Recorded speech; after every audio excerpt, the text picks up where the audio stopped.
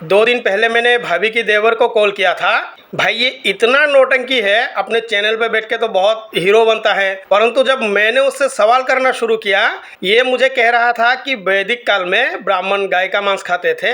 भाई मुझे बोलने का मौका ही नहीं दिया। मैं पूछने वाला था कि किसका पुस्तक पढ़ के तुमने बोला है, इसका रेफरेंस कहाँ है। और इसने कहा था हमारे राम जी सुअर का मांस खाते थे। मैंने इसी बात पे उसे पकड़ लिया। भाई हमारे राम जी जो मांस खाते थे, तुमने ये आरोप लगाया राम जी पर, तुम्हारे पास रेफरेंस कहाँ है। परंतु ये जलेबी बनाने लगा, दूंगा दूंगा मैं रेफरेंस दूंगा।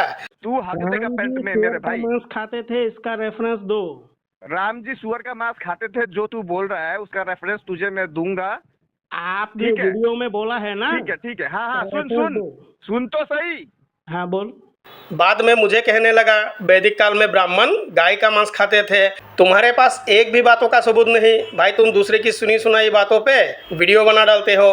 कल मैंने इसे यही बोला था कि आप ज़रा ये बताइए, हमारे राम जी जो ये मांस खाते थे, इसका रेफरेंस कहाँ है। और मुझे कहने लगा मैं अभी चर्च में जा रहा हूँ, चर्च से आने के बाद तुम्हारा खबर लूँगा।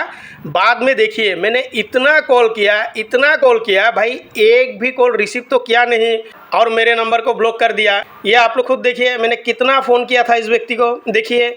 और कह रहा था कि तेरा खबर मैं चर्च से आने की बाद लूँगा।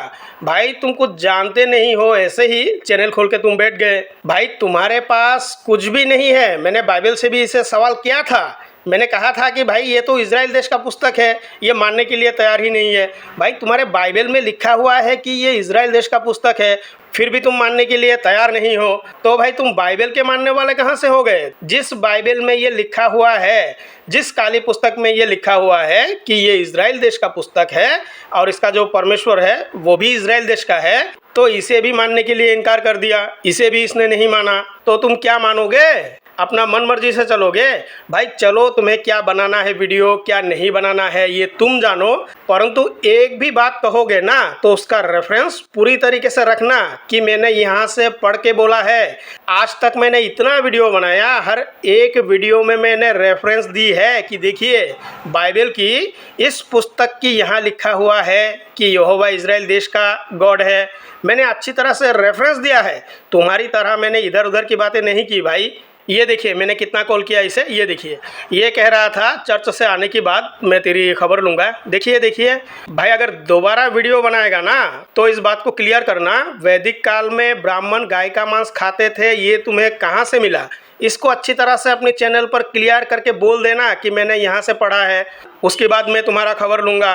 क्योंकि इसके पास कोई भी रेफरेंस नहीं है, ये दूसरों की सुनी सुनाई बातों पर वीडियो बना डालता है ये व्यक्ति। भाई नेपाली इतना जलेबीबाज है, इतना नौटंकीबाज है, अगर आप इसको कुछ भी सवाल करोगे ना वो सातों साथ वहाँ से भाग निकलेगा। जैसे इस कालिया को देखिए भाई, ये भी वही है, सुबह 5 बजे कॉल करता है और वहाँ से भाग निकलता है और अपने चैनल पे हीरो बनने के लिए उसी कॉल रिकॉर्ड को काट छट करके वहाँ डाल देता है। इन दोनों के गुरु एक ही है, इसीलिए ये ज़्यादातर झूठ बोलते हैं।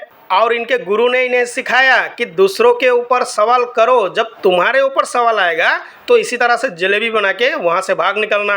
ये देखिए यहोवा परमेश्वर मूर्ति पूजा से कितना जलन रखते हैं। भाई बाइबल से पहले मूर्ति पूजा था, बाइबल से पहले यहोवा परमेश्वर का कोई अस्तित्व था ही नहीं। ये देखिए व्यवस्था विवरण अध्याय 7, क्योंकि वो तेरे बेटे को तेरे पीछे चलने से भटकाएगी और दूसरी देवताओं की उपासना कराएगी, और इस कारण यहोवा का कोप तुझ पर भड़क उठेगा और वो तुझको शीघ्र सत्यानाश कर डालेगा। तो यहोवा परमेश्वर डराता भी है, भाई दूसरे देवताओं की उपासना नहीं करना, अगर तुम करोगे तो यहोवा तुम्हें सत्यानाश कर डालेगा। उन लोगों से ऐसा बर्ताव करना कि उनकी वेदियों को ढा देना, उनकी लठों को तोड़ डालना, उनकी अशोरना मूर्तियों को काट काट कर गिरा देना और उनकी खुदी हुई मूर्ति को आग में जला देना। तो यहोवा परमेश्वर भाई जलन रखने वाला परमेश्वर तो है ही, क्योंकि तू अपने परमेश्वर यहोवा की पवित्र प्रजा है। यहोवा ने पृथ्वी भर के सब देशों के लोगों में से तुझको चुन लिया है कि तू उसकी प्रजा और निज धन ठहरे। तो यहोवा परमेश्वर चुनता है, एक एक करके लोगों को चुनता है, परंतु जिस व्यक्ति को यहोवा परमेश्वर का पुत्र कहा जाता है, पूरी की पूरी आदि पुस्तक बाइबल में यहोवा ने ये कहा ही नहीं कि यीशु मसीह मेरा पुत्र है।